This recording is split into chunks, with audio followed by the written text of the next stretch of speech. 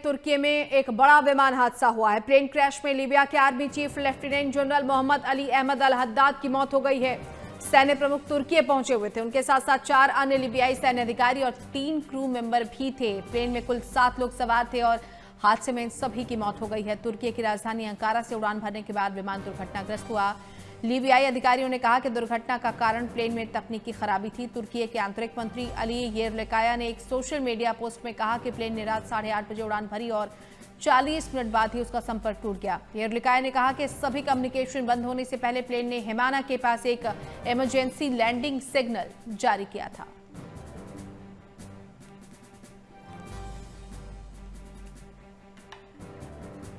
तो लीबिया के सैन्य प्रमुख अहमद अल हद्दाद की मौत हो गई है। हादसे के बाद अंकारा एयरपोर्ट फिलहाल अस्थायी रूप से बंद किया गया है। तुर्की में यह बड़ा विमान हादसा हुआ। प्लेन क्रैश में लीबिया के आर्मी चीफ समेत 7 लोगों की मौत हो गई है। अंकारा से उड़ान भरने के बाद यह प्लेन दुर्घटनाग्रस्त हो गया। हालांकि इस दुर्घटना के पहले इसने एक इमरजेंसी लैंडिंग सिग्नल भी भेजा था, लेकिन इससे कोई संपर्क नहीं हो पाया और ये प्लेन दुर्घटनाग्रस्त हो गया। इस हादसे में लीबिया के सैन्य प्रमुख समेत अन्य 7 लोगों की भी मौत हो गई है, जिनमें 3 सैन्य अधिकारी और 3 क्रू मेंबर सवार थे।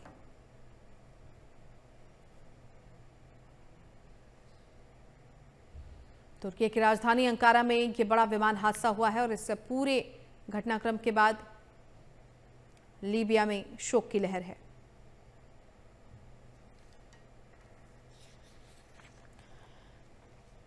प्लेन क्रैश में लीबिया के army chief lieutenant general Mohammed Ali Ahmed al Haddad की मौत हो गई है और उनके साथ साथ 4 अन्य लीबियाई सैन्य अधिकारी और 3 क्रू मेंबर भी थे। प्लेन में कुल 7 लोग सवार थे और हादसे में सभी की मौत हो गई है। तुर्की की राजधानी अंकारा से उड़ान भरने के बाद ही विमान दुर्घटनाग्रस्त हो गया। लीबियाई अधिकारियों ने कहा कि दुर्घटना का कारण प्लेन में तकनीकी खराबी थी।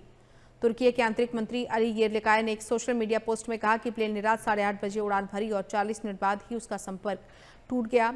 येरलिकाया ने कहा कि सभी कम्युनिकेशन बंद होने से पहले प्लेन ने हिमाना के पास एक इमरजेंसी लैंडिंग सिग्नल भी जारी किया था।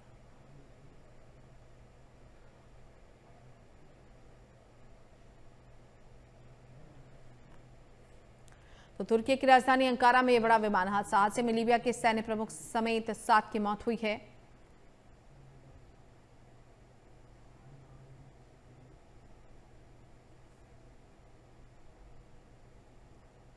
और आपको बता दें कि इसमें लीबिया के सैन्य प्रमुख अहमद अली अल हद्दाद की मौत हो गई है।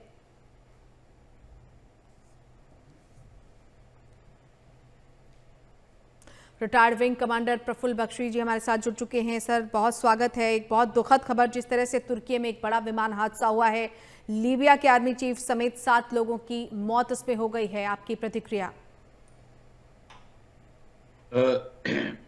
थैंक यू वेरी मच मुझे अपने चैनल पे लाने के लिए।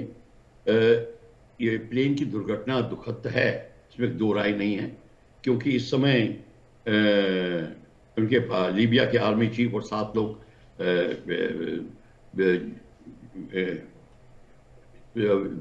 गुजर गए हैं। पर सबसे बड़ी बात यह है कि जो प्लेन की दुर्घटना होती है उसकी कई कारण हो सकते हैं। टेक ऑफ के बाद किया है, उसमें हर एक एंगल से अब देखा जाएगा कि पहले तो एयरक्राफ्ट कौन सा था। पहले ये आपने क्लियर करना चाहिए। अगर आप आपके नैरेटिव में क्लियर नहीं है कि 2 इंजन है कि सिंगल इंजन है, नहीं तो मैं आपको बता दूं कि एग्जैक्टली अगर सिंगल इंजन है और 2 इंजन है तो फर्क है। और अगर 2 इंजन में दुर्घटना हुई है, इसका मतलब एक इंजन फेल हुआ है, दूसरे इंजन में कंटिन्यू कर सकता था, इमरजेंसी लैंडिंग कर सकता था। यानी कि इसका मतलब है दोनों इंजन ही पायलट के हाथ से निकल गए हैं। क्या फिर फायर इन द एयर था, ये पता लगाना पड़ेगा। क्या कंट्रोल सरफेस में प्रॉब्लम आ गई या कुछ और हाइड्रोलिक कंटेमिनेशन, फ्यूल कंटेमिनेशन, या फ्यूल आना रुक गया। कई चीजें हो सकती हैं। एक क्रैश में आप कभी अनुमान नहीं लगा सकते बिना उसके फ्लाइट डाटा रिकॉर्डर चेक किए। और अभी जो इन्वेस्टिगेशन होगी वो, क्योंकि पायलट ने इमरजेंसी टेक ऑफ के बाद में इमरजेंसी लैंडिंग करने की कोशिश करी, इसका मतलब है पायलट का फ्लाइंग सिस्टम ठीक था, वो हैंडल कर रहा था। तो इसका मतलब है कि अब एकदम से इंजन नहीं खत्म हुआ होगा, या तो फिर इंजन खत्म हुआ और आगे फोर्स लैंडिंग की कोशिश की उसने, जैसे कि हर एक पायलट करेगा, क्योंकि और इससे ज्यादा कुछ नहीं कर सकता कि आगे कोई ओपन एरिया देखे, वहां पे जमीन पे उसको लगा दे और कम से कम नुकसान के बाद ही एयरक्राफ्ट को बचा ले। पर ये जो अभी नैरेटिव जब क्लियर हो जाएगा कि एक इंजन था कि 2 इंजन थे, और क्या वो टर्न करके किसी और दूसरे एयरफील्ड पे लैंड कर रहा था या वापस अपने ही एयरफील्ड पे आ रहा था, ये सब चीजें लगानी पड़ेंगी। क्योंकि मैडम आपको बता दूं, जब टेक ऑफ के बाद में कई पायलट्स ये गलती करते हैं कि इंजन खत्म हुआ तो एकदम से वापस लैंड करने के लिए मोड़ते हैं। जब मोड़ते हैं तो एयरक्राफ्ट की लिफ्ट तो खत्म हो रही होती है और टर्निंग में और भी लिफ्ट खत्म हो जाती है और एयरक्राफ्ट स्टॉल कर जाता है। ये बेसिक प्रॉब्लम है। और फिर फोर्स लैंडिंग के वक्त कोई दरख्त लग गया, कोई इलेक्ट्रिक पोल लग गया, कुछ हो गया, तो वो भी हो सकता है। एक्सप्लोजन हो गया हो फ्यूल में या बैटरी एक्सप्लोजन, वो अलग है, और सेबोटाज अलग कॉलम होता है। हमें ये भी चेक करना पड़ेगा क्या सेबोटाज था कि नहीं, क्या लीबिया और टर्की के बीच के ताल्लुकात कैसे है, या कोई अंदेशा है कि वहां पे आर्मी चीफ को कोई हमला कर सकता है या उसको क्षति पहुंचा सकता है। ये एंगल भी देखा जाएगा, हर एक एंगल देखे जाएंगे, तब आपकी इंक्वायरी कंप्लीट होती है। On the face of it कोई नहीं कह सकता क्या कारण था। बिल्कुल सर, धन्यवाद आपका हमारे साथ जुड़ने के लिए। तो प्रफुल्ल बख्शी जी हमारे साथ जुड़े हुए थे रक्षा विशेषज्ञ के तौर पर, और उन्होंने कहा है कि फिलहाल ये तो जांच का विषय है, क्योंकि हर घटना के सभी पहलुओं की जांच की जानी चाहिए।